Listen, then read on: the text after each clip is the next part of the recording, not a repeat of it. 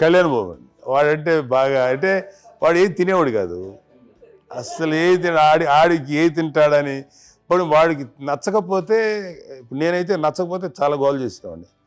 అన్నయ్యకేమో చాలా అన్నయ్య ఏదైనా ఏది పెట్టినా తినేవాడు అసలు అడ్జస్ట్మెంట్ మెంటాలిటీ. నాకేమో నచ్చకపోతే చాలా గొడవ పెట్టేవాడిని. తిండి ఇది ఒక అన్నం ఇది ఒక కూరలు అని వెళ్ళిపోయేవాడిని. అమ్మకు అమ్మతో తిట్టి నాకు వెజిటేరియన్ ఎలర్జీ ఉండేది అంటే చిరాకు అనమాట. కళ్యాణ్ బాబు ఏంటంటే తనకి ఇష్టమైన ఫుడ్ ఉంటే తింటాడు సైలెంట్గా, బాగలేకపోతే సైలెంట్గా వెళ్ళిపోతాడు. అమ్మకి ఏమంటారండి వదిలేమో తన తింటాడు అటు నిశ్శబ్దంగా నిరసన ప్రకటించేవాడు. దాంతో వాడి గురించి చాలా ప్రొటెక్టివ్గా చూసుకునేది అమ్మ. పైగా చిన్నప్పటి నుంచి కొంచెం వాడు వీక్గా ఉండేవాడు, అంత బలమైన ఇది కాదు. దాని తర్వాత కొంచెం అందుకని అమ్మ వాడిని స్పెషల్గా చూసుకునేది. వాడు స్పెషల్ కిడ్ అయ్యాడు ఇంట్లో. ఇండిపెండెంట్గా ఉండుంటారు అమ్మ, ఎవరు డిపెండ్ అవ్వదు. మీ పిల్లలు నువ్వే జాగ్రత్తగా పెంచు, ఎవరి మీద చేయకు, డిపెండే పెట్టద్దు అని ఆవిడ మాకు బాగా ఎక్కువ చెప్తుండేది. నాకు కొంచెం టఫ్ టైమ్స్లో కూడా మీ పార్టీలో ఉండాలి, ఎవరింట్లో ఉండదు, ఎవరింట్లో ఉండదు, మా దగ్గర కూడా ఉండదు, మీ దగ్గర కూడా మీరే ఉండాలి. చెప్తారు చాలా తక్కువ చెప్తారు, బట్ నాకు అదే చెప్పేది.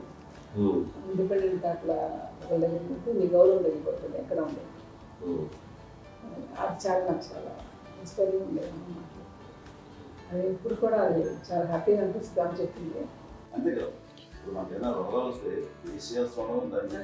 మనమే, బట్ తగ్గించే వాళ్ళు కన్సర్న్ చూపించే డాక్టర్తో ఇద్దరికి ఉండొచ్చు, కానీ పోరాడాల్సింది మనమే సాగుతుంది.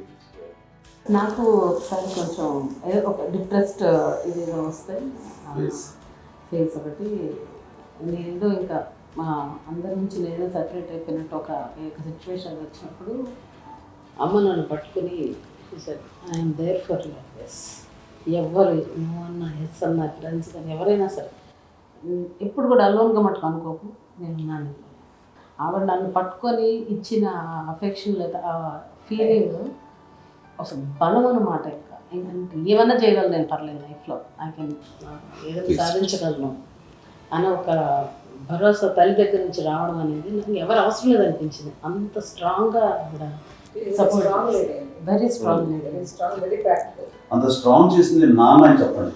మా పిల్లల విషయంలో మేము కూడా మేబీ అంత స్ట్రాంగ్ కాదేమో, సెన్సిటివ్గా ఉంటాం, కానీ అమ్మ మటుకు చాలా స్ట్రాంగ్గా ఉండి మమ్మల్ని కఠినంగా ఇలాగే ఉండాల్సింది, ఇలా ఉండండి అప్పుడే మీరు నేర్చుకుంటారు. ఇక్కడ అమ్మ పాజిటివ్నెస్ గురించి ఇంకో మాట చెప్పాలి. అంటే తన బిడ్డలకే కాదు, ఈ రోజున మా రెండో పాప శ్రీజ కూడా తనకి లైఫ్ చిన్న డిస్టర్బెన్స్ వచ్చింది. ఆ టైంలో కూడా తను ఏమందంటే అప్పుడు నాన్నం దగ్గరికి వెళ్ళాను, తను ఇచ్చిన భరోసా ఇచ్చిన మాట వెళ్ళలేని ధైర్యం వచ్చింది. నాకు నాన్నం దగ్గర ఎక్కువ కూర్చోస్తారు కాబట్టి పాజిటివ్ ఫీలింగ్ వస్తుందని నాతో షేర్ చేసుకుంటాను. తనకు మాధవ్ చెప్తుంటే అనిపిస్తుంది కరెక్ట్, అమ్మ ఏం పర్లేదమ్మా, లైఫ్ అంటే ఒకరితోనే అయిపోదు, ఆ ఒక్కరితో వాళ్ళ ఇన్ఫ్లుయెన్స్ తోటో వాళ్ళు మన మీద నియంత్రించడం కానీ మన బాధల్ని వాళ్ళు చేయగలుగుతారు. జస్ట్ నువ్వు నీ గురించి నీ మనసులో ఏదనిపిస్తే నీ గుడ్ ఫీలింగ్ ఏదిస్తుందో ఆ ఫీలింగ్ ప్రకారం వెళ్ళిపోదు. అంటే ఆ జనరేషన్ పీపుల్ ఎక్స్పెక్ట్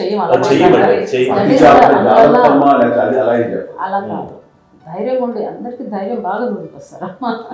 ఫాదర్ కూడా, మా నాన్నగారు కూడా అస్సలు ఎప్పుడు అనేవాళ్ళు, ఎప్పుడు మీరు పెట్టే చెయ్యి మీరు ఎప్పుడు పైన ఉన్నది తప్ప తీసుకునేలాగా ఉండకండి, చేతులు పెట్టుకోండి అనే అట్లాంటివి చెప్తుండేవాళ్ళు. అందుకని మాకు ఇండివిజువాలిటీ మాకు బాగా ఎప్పుడు కూడా ఒకళ్ళని అడగడం అని, ఈవెన్ బ్రదర్స్ని అడగాలన్నా కూడా మాకు అది పడిపోయింది మైండ్లో.